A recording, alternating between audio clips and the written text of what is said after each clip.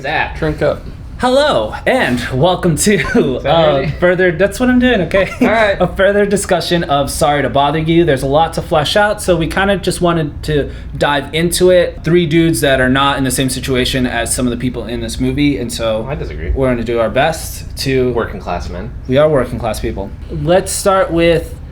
I really like this idea of stick to the script. It almost acts as this mantra in the movie, right? And it's a mantra that the characters are really trying to fight against. And if anything, I think that's what this movie is trying to do, right? That could have been an alternate title for this movie, right? Instead of Sorry to Bother You. Hey, we have this inconvenient truth about what's happening to us and the people around you and the people you're taking advantage of. And, no, we don't want to stick to the script. We want things to change. Mm-hmm. Well, yeah, it's like, I think it's perfectly evidenced in the rap scene. They have an expectation of the character, and he has to fill that, otherwise he's not getting out of the situation. Besides just being a metaphor for the whole movie, even when Armie Hammer says, yeah, well, we're going to make you a horseman, but you're our inside guy. You got to make sure that they don't go out of line. It's like, stick to the script. It's the same as the Squeeze character. Yeah. He's making sure all those guys don't get out of line, but he's there just to put a squeeze on the union of workers. Mm-hmm. And he even acknowledges that he was not a plant, but he's done it for other unions as well. He felt like a plant, though. Like, I didn't trust him, right? Like, it seemed like too convenient that he'd done a similar thing somewhere else, and then he just went to this place. He was just a disruptor, really. Mm-hmm. And he disrupts the workforce, and he also disrupts personal relationships. Just the whole reason why he's creeping up on Detroit the whole time. Like, he's just there to mix things up, and he's painted in a positive light, but I didn't really see him in that regard. I saw him as kind of a snake. I did love the performance, though, and I do like that actor, but the character was kind of problematic for me. Well, and for him, he was sticking to his script. He plants himself in this situation, he creates a upheaval with the workers' union, and then that's what he intended to do. And he doesn't go against that. But I think, it's advantageous for the film to show Cash going against the script. He realizes if he sticks with the script, he's not going to make it anymore. So he uses Danny Glover's advice, uses white voice, and that's when he starts to fall out of the social norms. Well, he uses the white voice to stick more so to the script, right? Yeah, you're right. Because we're trying to stick to the script, these characters decide to code switch. It's something that happens in real life, right? You start to speak and act differently to make others feel more comfortable around you, and sometimes that crosses racial lines. Sometimes it crosses racial lines, and I think that's something actually that the film does really well too, right?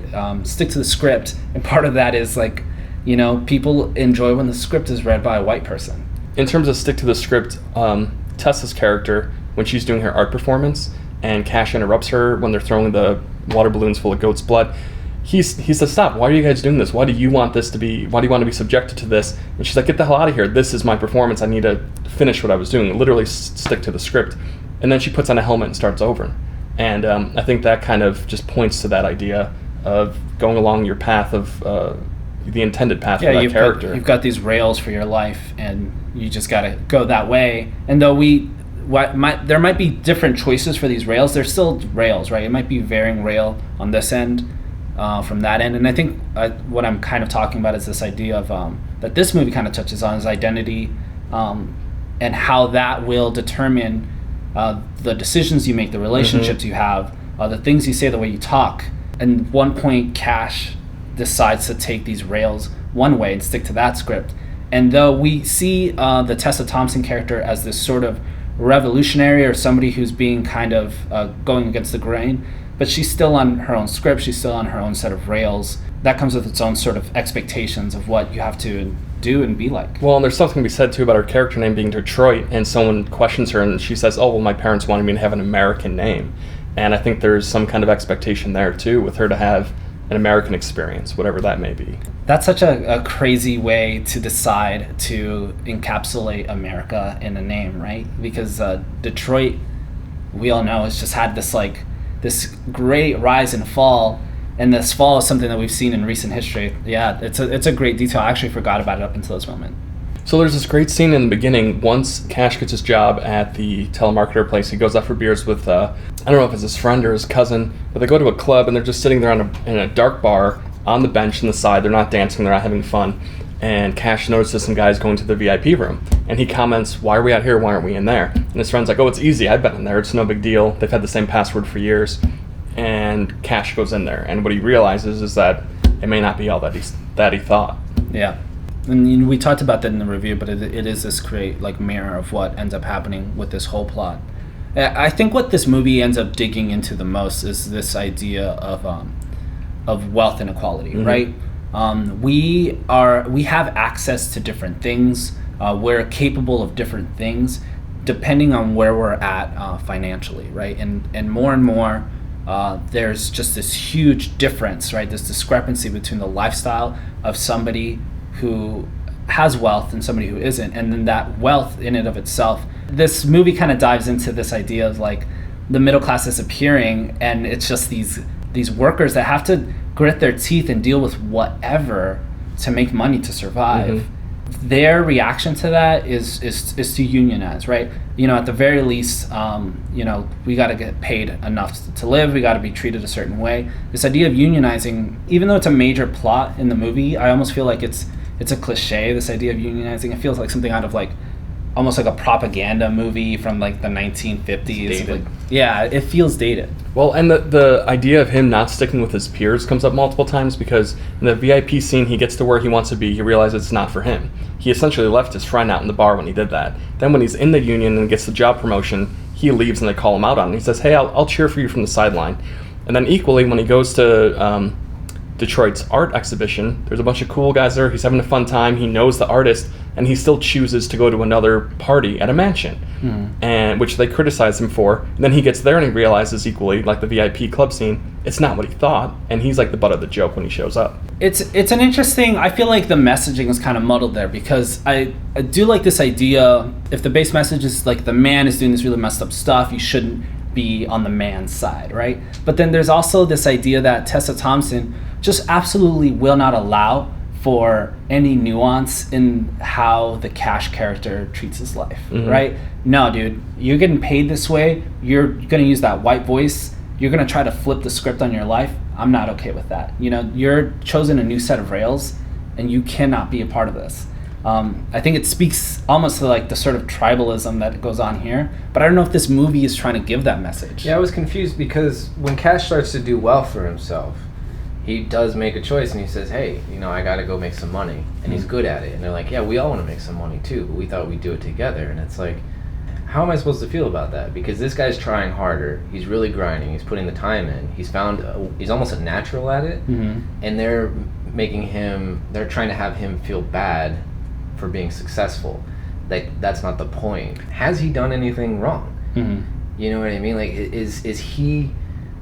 He's expected clearly by his peers to join this union that they just came up with, but that was never his idea. Like, he never went there to. He went there to make money.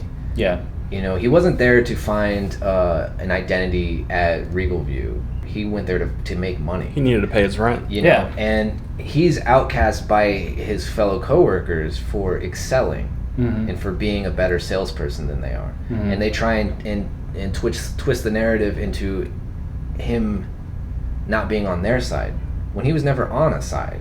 He was there to make some cash, and now that he is making it, they feel that they've lost an ally, and they feel less than compared to him because he is able to so quickly succeed at what they're trying to do.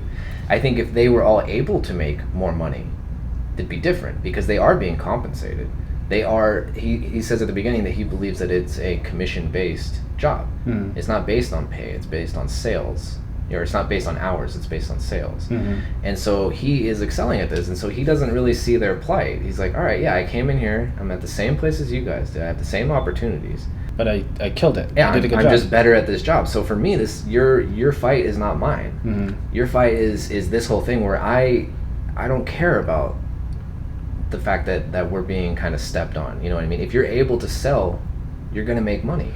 Well, and I think part of this, I mean, it sounds like what you're talking about is the ethics of his decision-making, and I think the answer in the movie is in Danny Glover's character. Because at the one point when Cash and Danny Glover's character are out at the bar, they're talking about moving up in the ranks, becoming a power seller, and Danny Glover's like, "Oh, you don't want none of that." And he's like, "What? It's like apples to oranges, right?" And he says, "No, it's like apples to Holocaust." And so that implies that Danny Glover may have had an opportunity to move up, and maybe he even did, and found out what was happening and maybe scaled back because he didn't want to ethically be selling slave labor, essentially. So what is he selling before? He's selling dictionaries and encyclopedias encyclopedias or something. garbage? I mean, what? So it's supposed to be like worth more because it's books? You know what I mean? He's selling it to people who don't want it, so he's exploiting people who...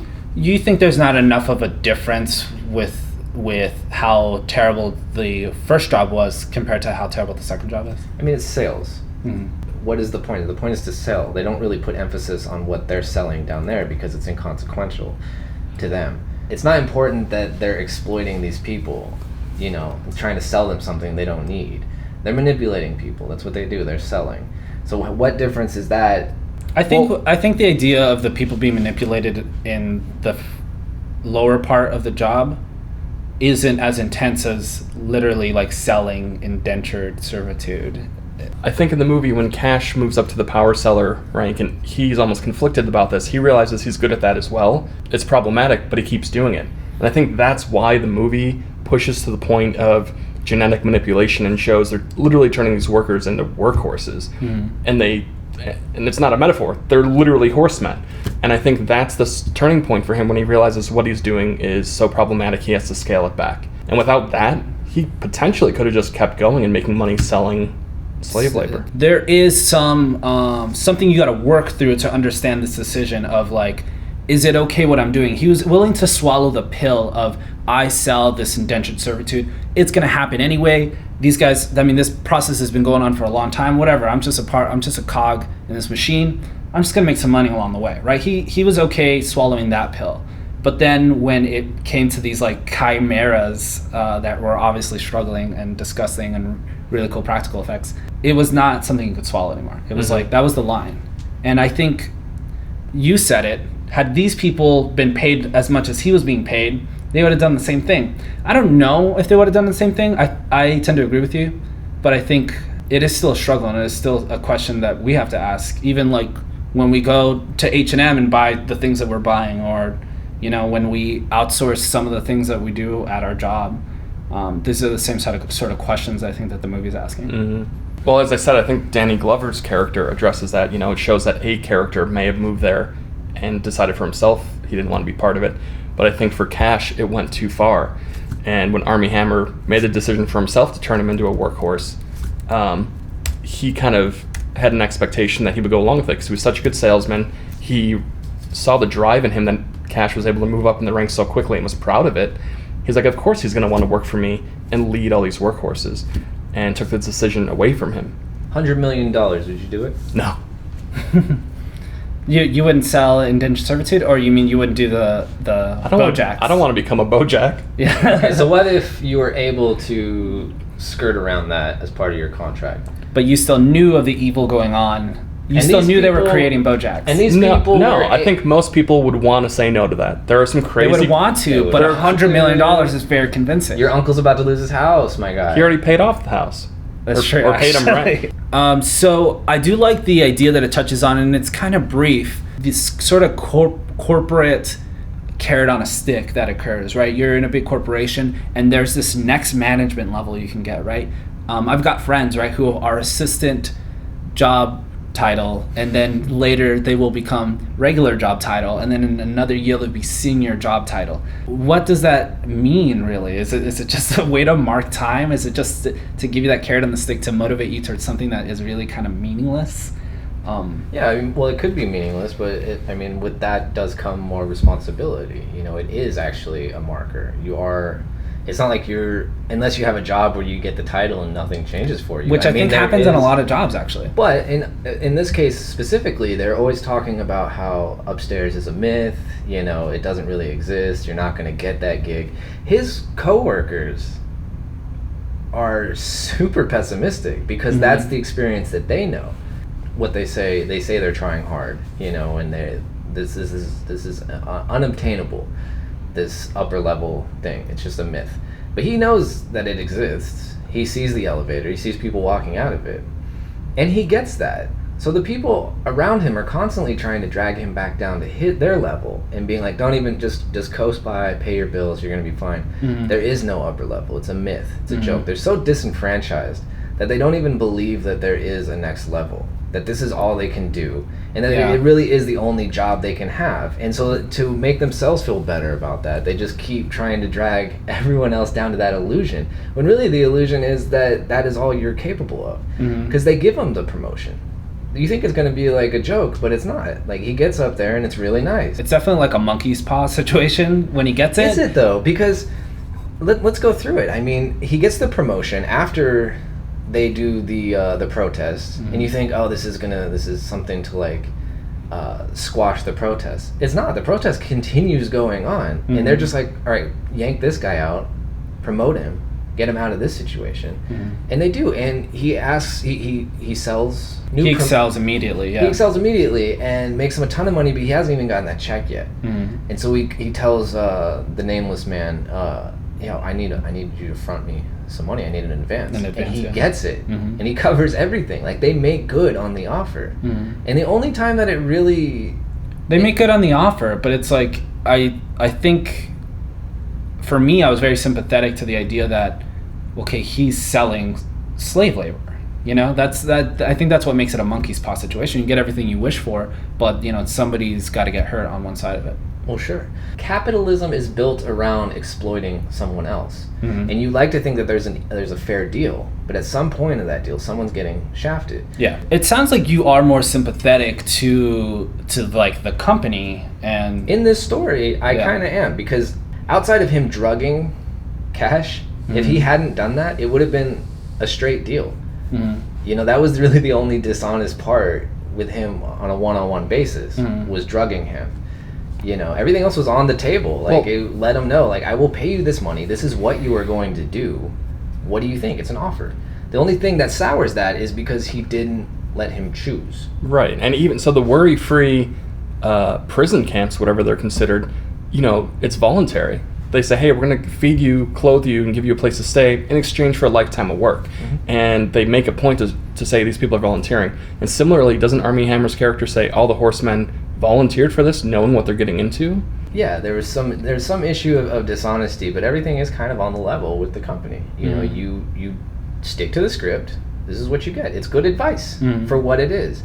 I don't know that. I don't understand what really the message is. It's like, should you know what you're getting into? Is that what it's the point is understand what you're doing when you do the things that you do? I think that is kind of the idea, is that it's like, listen, you can get put into this slot inside of this corporation, but understand what the greater machine is doing and the damage that it's causing in other places. Yeah. I think one of the takeaways after our discussion is just loyalty. Loyalty to yourself, loyalty to Loyalty cup? your peers, loyalty cup. Yeah. Loyalty to loyalty cup. Danny Glover has loyalty to himself. He identifies the point he's not going to cross, and that's his life. He's stuck as a salesman on the bottom floor of the telemarketing.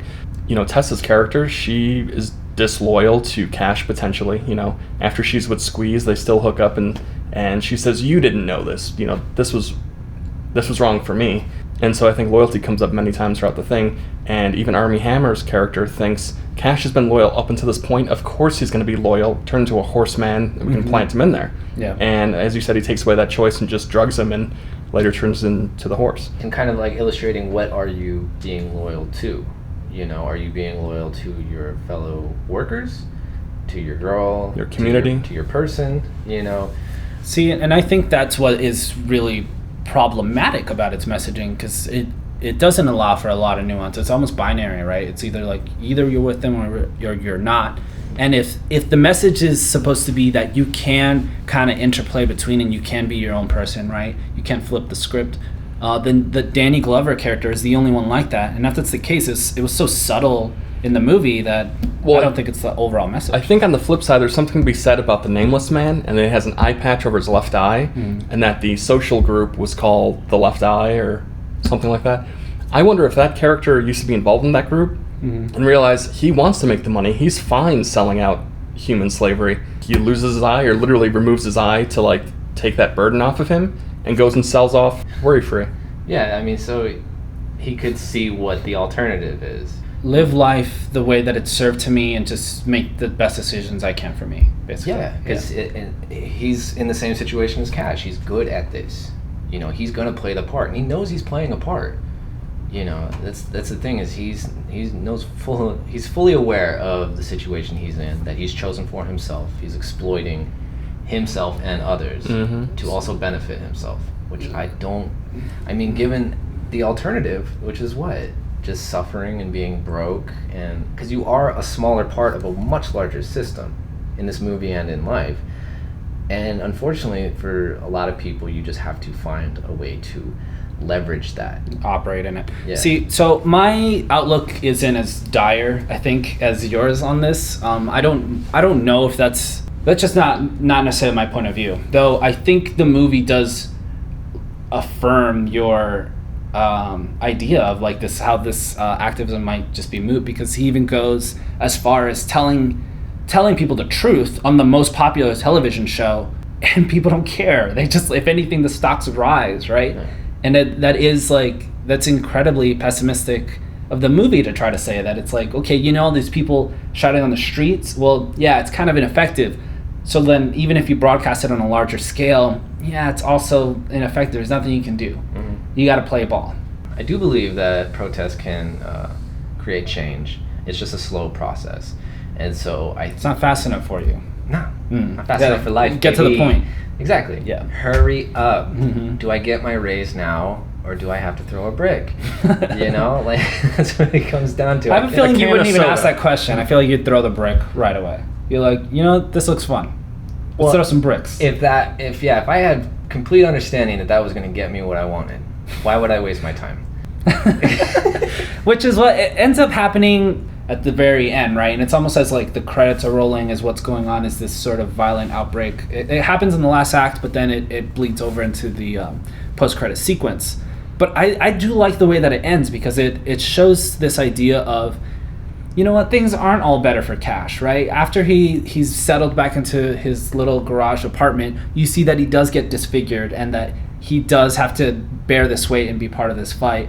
That happens to people in real life, right? You don't get to protest or to fight the system or to interact with it in a way and then just walk out scot-free. There are consequences. And in this movie, there's consequences for Cash and there's consequences for the community because they're at war. So it does kind of go back into what I was saying, is that they do kind of gloss over it, but there is a violent revolution when nothing else works. Mm-hmm. You know, they all dress up the same, so you can't single out any one person, which is cool. And then they've got the football players who create a good defense, and they use the art as another barrier to the police, and none of that works. So what do? They employ the brute force, the violent nature of the horse workers, that pent-up aggression. Mm-hmm. They free them literally onto the streets where they can just run amok. It's like a Django Unchained situation at that point. Yeah, but what happens? He shows up with the other horses, It's a fight. knocking on the doors of the man, but we don't see a fight. What we see is a metaphor for their kind of Uprising. their uprising, which Yeah. is you kick in the doors and you scream in their faces and let them see what they've become, you know? But we don't see what happens after that. Well, so for me, I think there was foreshadowing through the whole movie of the demise of Cash coming at the end of the film. And I think it started when the one activist threw the can of soda at him and it gashed his head. And for the rest of the film, he had a white headband with the red splotch of blood that looked just like the Japanese Rising Sun headbands that kamikaze pilots wore in World War II. They would wear these, fly to their death, and it was an honorable thing. And I think there's some kind of connection there with him, with a loyalty and honor of sticking with his community, sticking with the New Horsemen that he is now part of, ultimately leading to his demise. And for a portion of the movie, you think he's still a human, and I think that's kind of foreshadowing, showing that he has an ultimate ending. There's so many things to this movie. There's too many things to this movie, I think, is where we all land. You know, we could carry on this conversation forever. While your view, very pessimistic, I think the movie supports it. And if anything, you're convincing me of that. They're just kind of stuck in this vicious cycle. Yeah, life is cheap. And then you die. Thank you. I hope you subscribe. I appreciate you guys checking us out. Yeah, what do you think of the movie? What did we miss, or what were we just completely wrong about? Yeah, just fill the comments with the things we missed. We want to hear it. We hope you guys enjoyed it, and we'll see you on the next one.